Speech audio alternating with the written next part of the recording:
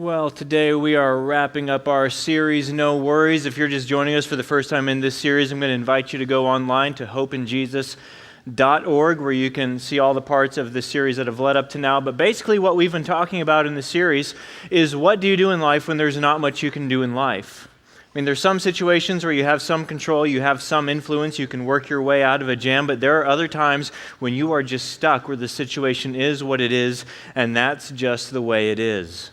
What do you do when your adult children leave the house and you can't control them anymore? What do you do when your young children are sick and you can't really do anything about it? What do you do when your job, your career is out of your hands and it is in someone else's hands? What do you do when there's not much you can do? Well, for most of us, the default mode when there's not much you can do is to freak out. It's to worry. It's to be filled with anxiety in life when we can't do much about that. So week by week, we've been taking a look at what to do to overcome and deal with the worry and anxiety that exists in our lives. Well, today we're going to wrap up with a very practical message. The sermon this morning is called How to Get a Good Night's Sleep.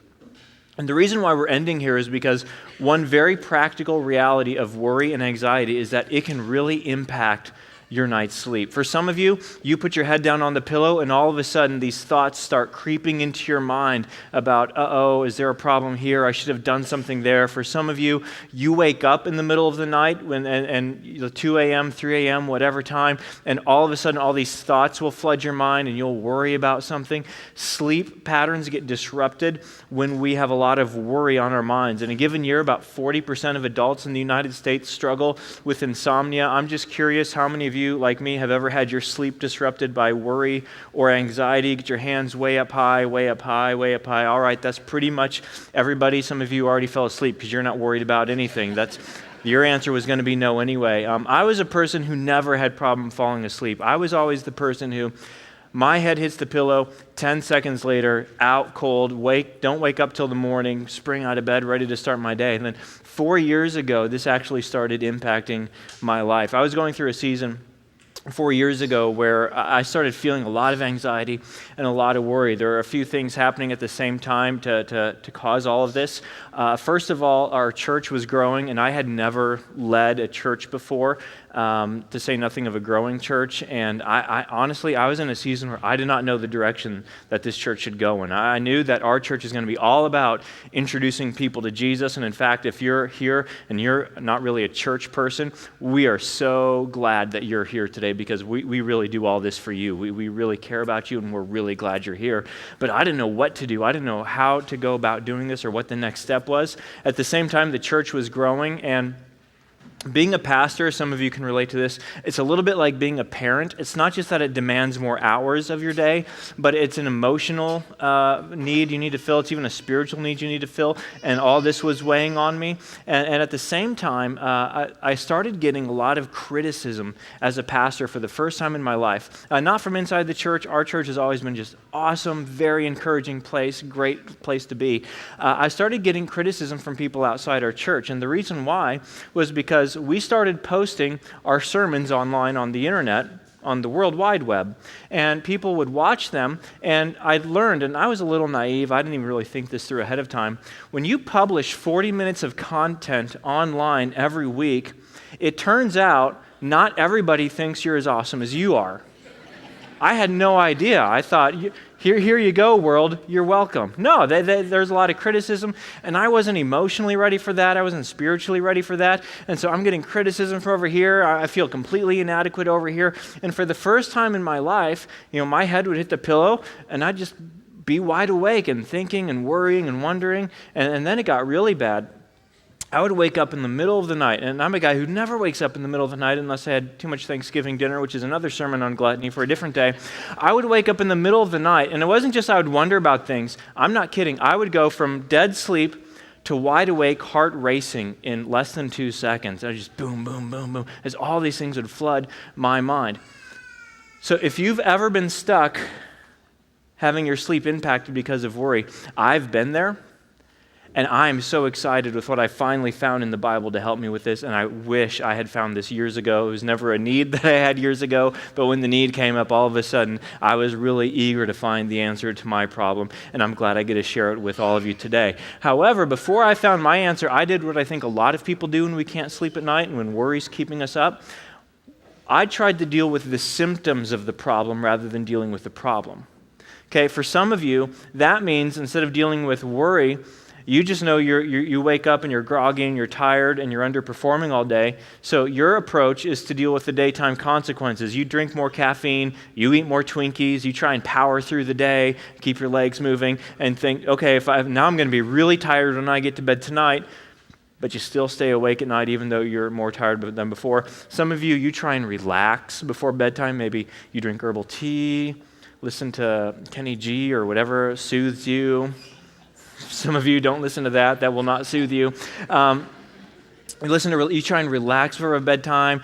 For some of you, you don't have time to relax, so you just reach for alcohol. You have a few beers, you have a cocktail before you go to bed. Say that because you're just anxious, you're worried at the end of the day. You know if you have a few drinks, you'll forget all about those worries and you'll go to sleep, so you try that. For some people, it's sleeping aids, over-the-counter or prescription sleeping aids. And those antihistamines get you, it's kind of like for the kids, you give them a little Benadryl. Hey, nap time came early today. It's the same. Not recommending that. But, we do that to ourselves as adults. I'm not kidding. I've had friends who've told me as they've gotten older and they sleep worse and worse and they're just stressed out about stuff. They say, I used to have a cocktail before bed, then that stopped working.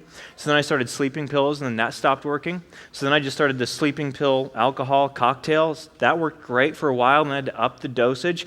But people are doing all kinds of things to try and deal with the symptoms. I had one guy, a friend of my last church back in Boise, wasn't a Christian, started coming to church, loved him. He told me, we were talking one time, he's like, I just can't sleep at night. I said, what do you do about that? He said, well, I found that the only way I can get a good night's sleep is if I smoke a joint before I go to bed. Now I'm thinking to myself, okay, we're dealing with this problem with everything from caffeine to marijuana.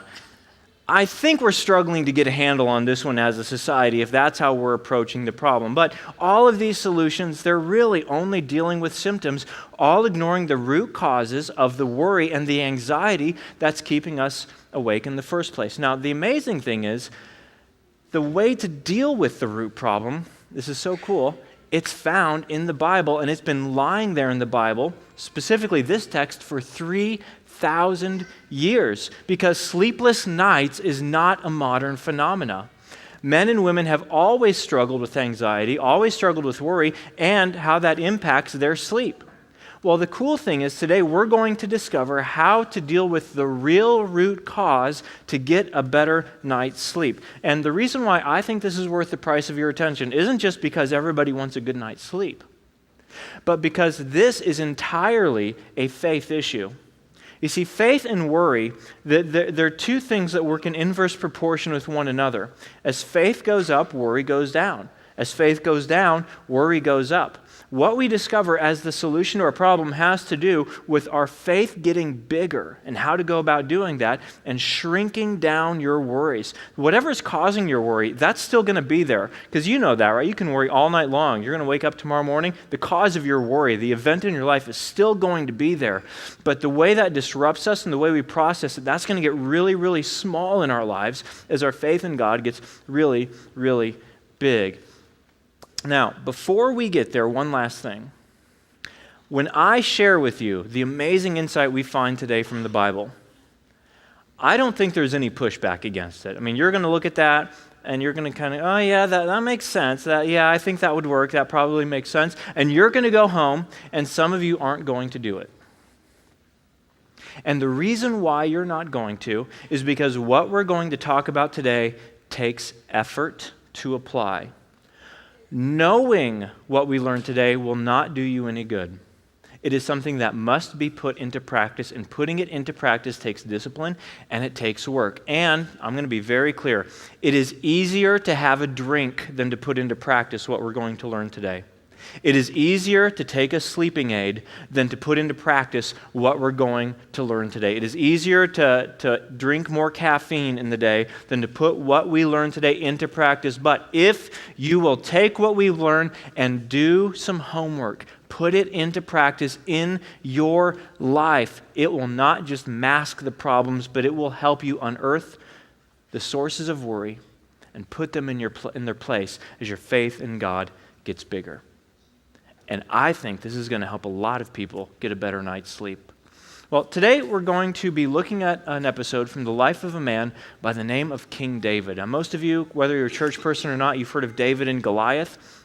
Well, today we're going to get into a season of life that comes way after that. David had gotten to a place in his life, he became the king of Israel, and he enjoyed more success than probably anyone imagined was possible. Year after year, decade after decade, his public opinion poll was sky high. The people absolutely loved him as their king. He achieved more military victory in that part of the world than anyone imagined was possible. His kingdom became more prosperous than anyone thought was possible. He had everything going on. Well, there was one low point in his life. And during that low point of his life, he had some activity that basically pushed over a domino. And as the chain of events went from him pushing down that one domino, it ended up unraveling everything in his life. It destroyed his family. It destroyed his popularity. It destroyed his success, and it nearly destroyed his kingdom. Now, if you want to go home and do some interesting homework, go home and read 2 Samuel chapters 11 and 12. You can open a Bible and find it. You can download the Bible app and find it there. What we see in 2 Samuel 11, verse 12, is the incident where David pushed over the first domino. I'll give you the short version here. In the springtime, when David's army was out to war, his kingdom was already well established. Jerusalem was well established as his capital. David was at home, and one night he's on the rooftop of his palace and he sees a beautiful woman. And, one thing leads to another. They end up having an affair, and she gets pregnant. Well, not only was this a married woman, but her husband happened to be a soldier in David's army out fighting the battle for David. So David wants to cover up what he's done. He got this girl pregnant, and how bad does that look in the polls if your soldiers are out fighting and you're impregnating their wives back home? So he's got to cover this up. So he sends a message out to the general, said, hey, have this guy, Uriah was his name, I want him positioned on the front lines, then I want you to perform maneuvers in battle that will allow him to be exposed so the enemy will kill him. So the general did what he asked. Uriah gets killed. David then brings Bathsheba into the palace. She becomes one of his wives, joins the harem, and behind closed palace doors, she can have the baby, and no one's going to really notice the time frame because that's all held back in secret. And David thought he got away with what he had done because people who knew any part of the story, they didn't see the whole story. Everyone had a little angle, and from their angle, maybe it didn't look good, but they couldn't see the whole thing. And even if they could, are you really going to rat out a king that you know for a fact kills people who rat out his secrets? So you're just going to, David gets away with it. He's scot-free, except God knew what David had done, and God sent a prophet. In the Old Testament, prophets are people who represented God, spoke for God, say, hey, you got some stuff going on, and God is not happy with you. Well, he sent a prophet named Nathan to David. And Nathan explained to David, this is what's going to happen as a result of what you've done, sleeping with this woman, having an affair, and having her husband murdered. Here's what it says in 2 Samuel chapter 12. Why did you despise the word of the Lord by doing what is evil in his eyes? You struck down Uriah the Hittite with the sword and took his wife to be your own. You killed him with the sword of the Ammonites. Now, therefore, the sword will never depart from your house because you despised me and took the wife of Uriah the Hittite to be your own. Now, pay attention to this part. This is what the Lord says. Out of your own household, David, out of your own household, I am going to bring calamity on you. Before your very eyes, I will take your wives and give them to one who is close to you. And he continues, and he will sleep with your wives in broad daylight. You did it in secret, but I will do this thing in broad daylight before all Israel. So Nathan the prophet tells David, hey, you did this secret thing. You slept with another man's wife who was one of your soldiers in your army. Well, guess what I'm going to do? What's going to happen because you pushed over this domino, there's going to be a chain of events where someone from your own household is going to rise up, bring calamity on you, and in broad daylight sleep with your wives now. That's what this triggered. Well, time goes on and things are actually pretty stable for David. It seems no one really finds out. He continues to enjoy popularity, enjoy success, enjoys conquest. His kingdom is more established. He grows wealthier and wealthier until all of it came to pass. David had a son named Absalom. Absalom hated his father. He hated his father because he was negligent. He didn't care. He was never at his t-ball games growing up. He was just a bad dad. And to be fair, if you read the life story of David, he was not a good father. Well, Absalom had so much hatred for his dad, he put together a plan that would erode the popular opinion of David in the polls and would boost his popularity in the polls. As one of the princes of Israel, he had his poll, how do you like Absalom? So, and because he had so much hatred in his heart, it took him years and years and years to execute his plan, but he did it, and it worked. He eroded his father's popularity, he boosted his own popularity, and he did this to the point where he was able to raise an army and march on the palace. David never saw it coming. He grabbed what he could. A few loyal people stayed with David. The rest of the nation had already turned their hearts away from them, and they were glad to see Absalom move into the palace. And David and a few loyal people ran away, literally for their lives, and Absalom moved into the palace. Now, Absalom had some advisors, and his advisors said, hey, listen, people know your father, and they know he's still alive, and they know he is a scrapper, and he will not go down without a fight. So we have got to completely show that you are in command. And so while you've got men out chasing him, trying to execute him, we haven't found him yet, you need to make a statement that shows that you are in command and your father has been rendered impotent in this kingdom. So Absalom, we think you should go to the roof of the palace. You should set a tent up there, and one by one you should lead your father's wives from his harem into the tent and sleep with them. And that way David will be humiliated and he'll become a laughingstock. And that's what Absalom did. So David is on the run for his life from his son, absolutely humiliated in every way a man could be humiliated and defeated. And he's sleeping outdoors. And all of this was his fault. How well do you think David's going to sleep at night? Think he's wrestling with any guilt about the affair? Think he's wrestling with any guilt about being a distant father? Think he's wrestling with any shame, embarrassment, what he should have done? Do you think he's got any anxiety or worry about having people hunt him down, trying to kill him? Or maybe just the fact that he's sleeping outdoors under the stars without a sleeping bag? What we discover today is that David actually slept very well, thank you very much. Which means that no matter what's causing you worry, what's causing you anxiety, what's keeping you up at night, what guilt you're feeling, what frustration you're feeling, I'm going to suggest, I don't think it was worse than what David was going through. But he shows us how to get a good night's sleep, no matter what worries and realities are going on in your life. To do that, today we're going to be in a place in the Bible called the Psalms. David wrote a number of Psalms, and Psalm 3 was written while he was running away from his son Absalom when all of this was going on. And in it we find out how to get a good night's sleep. Psalm 3. Lord, how many are my foes? How many rise up against me? Many are saying of me, God will not deliver him. Now here's what's interesting about this opening. David says, yeah, I got a lot of people trying to kill me right now, but that's not the worst of it. The worst of it is that people are saying of me, God will not deliver him.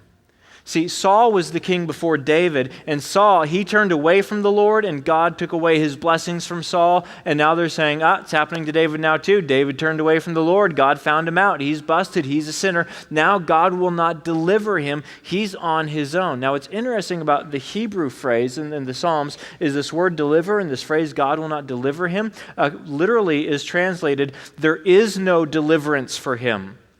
Now, the word deliverance is from the Hebrew word Yeshua, which means salvation. It's where the Hebrew word Joshua came from. It's where the Greek name Jesus came from. What the people are saying about David is that God has no salvation for David. God has no Jesus for David. Now, listen, if you're not a Christian and you're checking things out this morning, here's what I want you to know to understand this. The worst thing you could say to a Christian is this: God has no Jesus for you. There's no Jesus for you. That's the worst thing you could say to a Christian. Do you know why? Because Christianity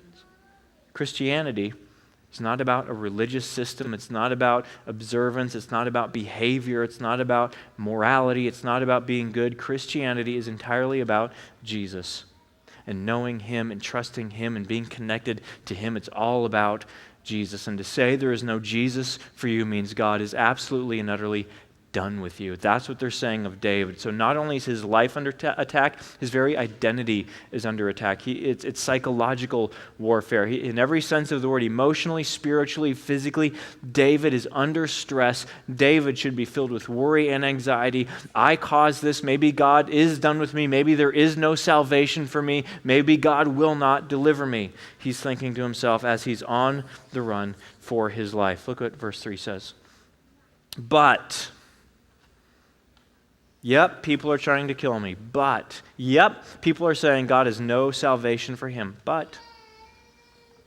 But you, Lord, are a shield around me, my glory, the one who lifts my head high.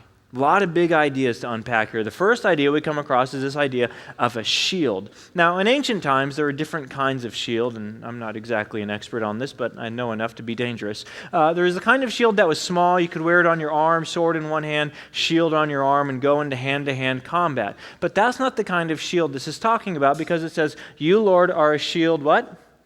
Around me. There's a different kind of shield. It was a big shield, almost like a door. And you needed this shield not when you were going into hand-to-hand combat. You needed this kind of shield when you were walking towards a walled, fortified city where they are shooting slings and arrows and javelins and rocks and boulders and boiling oil from the city walls on you. You need a big shield around you when you are walking into that kind of danger, following your general forward. What David is saying is this. God, you are a shield around me. What that means is you are not going to protect me from danger. You are going to protect me in danger. Or you are going to protect me with danger going on all around me in a very scary kind of environment. Because that's when I need a shield around me, and that's the environment I'm in. And even though I caused it, God, you are a shield around me. Now, in the New Testament, Paul, who wrote much of the New Testament, picked up on this idea. In fact, it is a theme you see throughout the Bible. Paul says it the most plainly in the New Testament when he writes about what God means when he talks about a shield in Ephesians 6. He says, in addition to all this, take up the shield of faith. He connects all the dots because God tells Abram, I'm your shield, your great reward. This idea pops up again and again and again. Paul says, when we're talking about a shield, it's the shield of faith. Well, what's faith? Faith is simply confidence that God is who He says He is, and He's going to do everything He promised to do. It's trust in God, that He is who He says He is, that He will do everything that He has promised to do. David says, God, you're a shield around me. What he's saying is, I am trusting you in all of this danger. I trust that you will do everything you have promised to do for me. I'm not going to get away from trusting you, and the alternative is to trust yourself. This is why Job said in the Old Testament, he also had a lot of bad stuff going on, but it wasn't his fault like David. Job said, though he slay me, yet I will hope in him. Indeed, this will turn out for my deliverance. Job lost everything through no fault of his own, but he said, you know what? Even if God decides to slay me, I'm still going to trust Him. He's still going to be my hope. And I'm convinced that even all of these adverse conditions, all of these things that cause other men to worry and be filled with anxiety, they're going to turn out for my, there's our word, deliverance, my salvation. These are going to turn out to be my Jesus. So in this storm, this mess that David has caused by his sin, he says, although I caused this, I pushed over the first domino, I'm still going to trust God. Because what's the alternative? Trust yourself. Get yourself out of it. But in doing that, David recognizes that I'm dropping my shield and I'm completely exposed to danger. So he says, God, all right, God, you're going to be my shield. I'm going to trust you in this. And look at what else he said in this verse. You are my glory. What's glory? That's another important Hebrew word. The word kavod is the Hebrew word, because I'm sure you were wondering. It means significance. It means weight. It means substance. It means to be real. He said, God, for me, you are my glory. You are the most weighty thing in my life. You are the most real thing in my life. You are the most substantial thing in my life, God. Now, why is this so important? People are saying of David, there's no salvation for you. Why? Because everything good in his life had been taken away. Surely God is punishing him. I mean, how did David get a good night's sleep? You could say, well, at least I'm still a good dad. No, couldn't say that one. He was a terrible dad. He could say, well, at least I tried my best. Couldn't say I tried my best. Well, at least I'm a king with a kingdom. Couldn't say that anymore. Well, at least I'm a moral person. Couldn't say that either. Everything we try and build an identity around in our lives, our careers, our families, our wealth, our popularity, our success, it was all pulled out from under David. All of it gone. And if he had built his life, his meaning, his identity, his purpose around his career, around his family, around his wealth, around his success, it means he would have lost his personal identity. He would have lost himself. He would have lost his reason for living. But he says, but those aren't my glory. Everything I just lost, it was all good things, they weren't my glory. For me, the most real thing, the most weighty thing, the most significant thing is not my kingdom, not my popularity, not my success. It's God. God, you are my glory, the one who lifts my head high. Now, in this, we get to our first fill in the blank, and we discover the first thing to do when you're feeling worry. The first thing you do when you're feeling worry, feeling anxious, keeping you up at night, is that you name your glory. See, let me explain what this means. Worry is like smoke. The thicker it gets, the closer you are to the fire. Wherever you find the most worry in your life, you're getting closer to your true glory, your true meaning, your true purpose, your true identity. That's the benefit of worry. It leads you to your glory. And anytime you put your glory in a good thing, success, popularity, family, wealth, all good things. But when you put your glory there, your meaning there, when that becomes the most real thing in your life, you're going to worry. And do you know why you worry when anything or anyone other than God is your glory?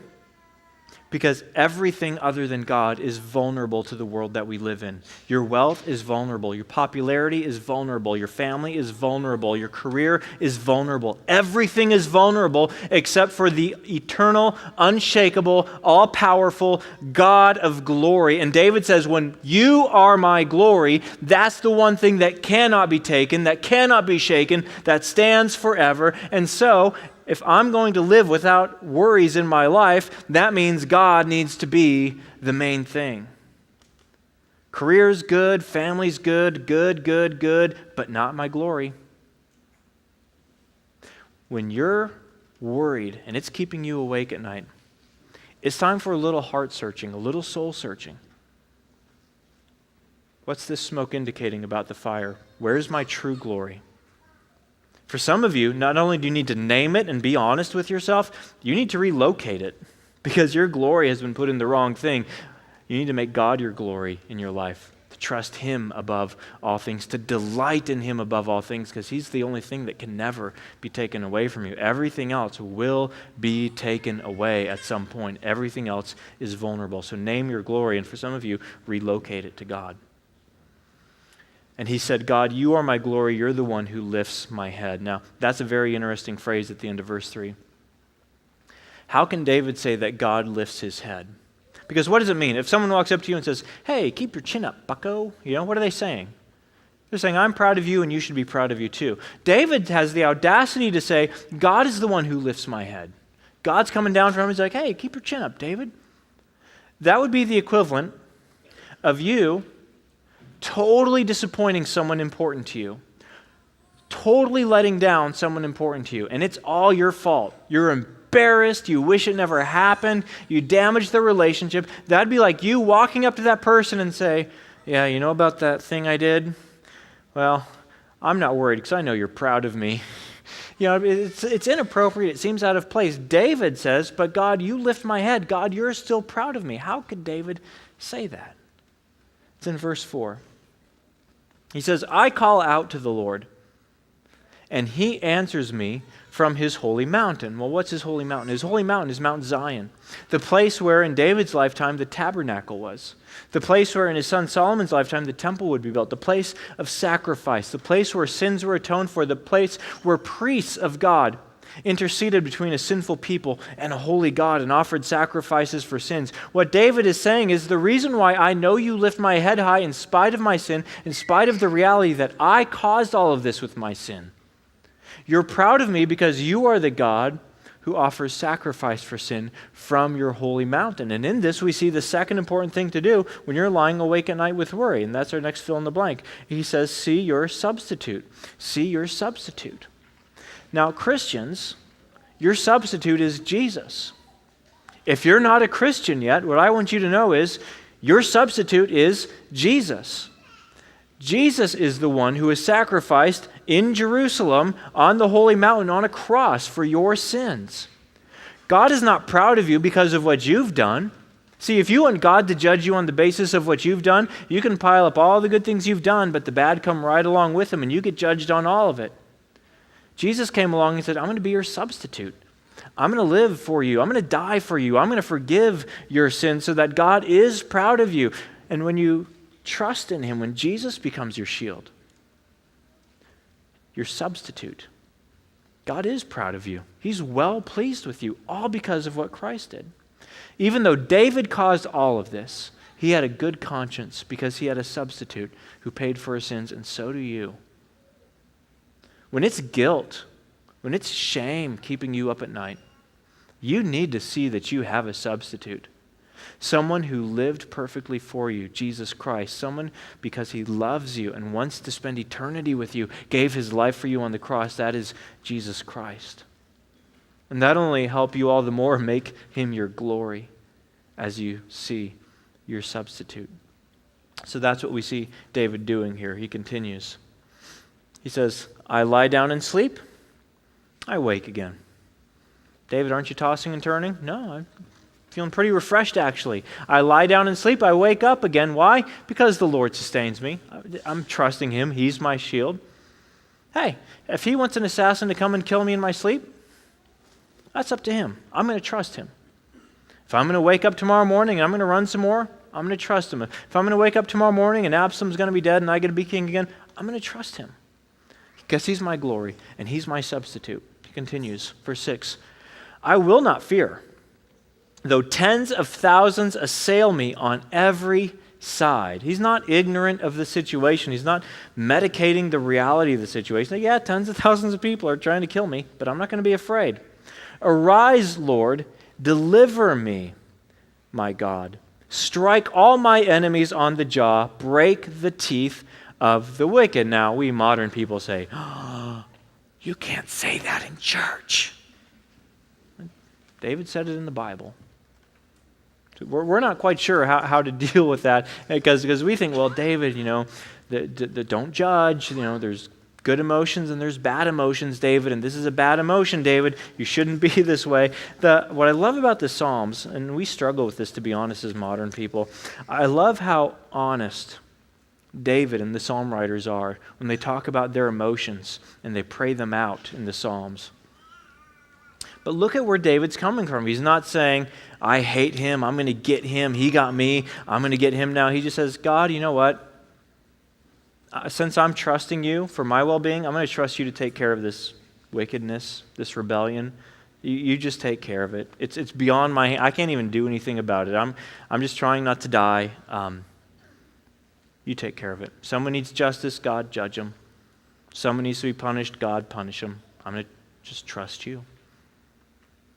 You ever try that with your worries? You ever try that with the source of your worries? Your boss is keeping you up at night. God, strike him on the jaw, break it. No, don't do that one. Just say, God, you know what, God? I'll let you worry about it. I'll do what I can do. I'll do my job. You worry about being fair. You worry about giving justice. I'm just going to worry about honoring you, finding my glory in you. Shrink your worries down. Did for David. Verse 8 concludes, from the Lord comes, here's our word, deliverance. From the Lord comes salvation. From the Lord comes Jesus. May your blessing be on, not me. May your blessing be on, not my people. May your blessing be on your people. What's David concerned about? The people of God, the believers in God. He's worried about their well-being. Tens of thousands are after me. I'm fine. God's got me. Lord, bless your people. He's worried about the community of saints. And in that, we find the third thing to do when you can't get a good night's sleep. Remember your community. Remember God's people, the people with whom you walk, with whom you pray, with whom you read the Bible. See, what worry does, worry shrinks our attention down to the size of our lives, and we get all caught up in woe is me, and it's horrible, and why doesn't God love me? David pushes out from that, and he says, God, I want you to bless your people. I want you to bless your community. I want you to bless your church. I want you to be worried about their well-being, God. And there is something, if you have not done this when you're worried, I'm telling you, there's something powerful about seeking God's blessing for others when your circumstances are dire and you are feeling the worry and anxiety creep up in your life. Pray for your group. Pray for your church. Pray for your Christian friends. Pray for the community in which you live, and it makes our worry melt away as we see God's bigger purpose in our lives and in our generation. So it's really pretty simple. When you look at what David had to say about, hey, here's how I got a good night's sleep when I had a bad conscience and I was on the run and people were trying to kill me and I lost the kingdom and my family and everything else. Name your glory. He said, God, you're my glory. Name your glory. Be honest. You don't have to tell me this. This is between you and God. Who's your true glory? Who's your true significance? Where's your true identity come from? God or somewhere else? Follow the smoke of worry. It'll tell you. Make God your glory. He can't be shaken. Make him your glory. See your substitute. If it's guilt, shame, embarrassment keeping you up, quiet that. It's not legitimate. Those charges don't stand. You've been forgiven by the blood of Christ. You have a substitute who represents you before God. You can sleep with a clean conscience no matter what you've done. God judges you on the basis of what Christ has done for you. Trust in him. Third, remember the community. Remember God's people. Seek God's blessing for them. Now, interesting, cool. I'll go try that out. This isn't try it out. Because when you wake up or you can't fall asleep tonight, you're not going to just do this automatically. You need to practice this before you go to bed. You need to memorize these 3 steps. Name your glory. See your substitute. Remember the community. You need to rehearse this in your mind so that, because when worry comes, it focuses your attention on the source of your worry. You need to break through and say, no, wait a minute. My glory's in God, not whatever this worry is threatening. And go from there. Because if you will put this into practice, not only is it going to help shrink your worries down to size, not only is it going to help your faith in God grow as you make him your glory and you worship him for being your substitute and you seek the blessing of his people, I think it'll help you sleep better too. Let me pray for you. Father in heaven, thank you so much for preserving these words for us from Psalm 3. I am so thankful that when we read about people in the Bible, they're not made to look glorious. They're made to look real. People who sin, people who fail, people who take a good thing and ruin it. Because that's my life and that's our lives too. And I thank you that they are an example for us of what it means to trust you. To look and see that you have forgiveness and grace and acceptance for us through Jesus Christ. Father, I pray that everyone who has listened this morning, that they will go home and they will begin to apply what we've learned in the scriptures today so that our worries will get small, so that we will have peace, so that you will be praised, and we can enjoy a good night's sleep. I pray all this for our good and your glory in the name of Jesus, our substitute. Amen.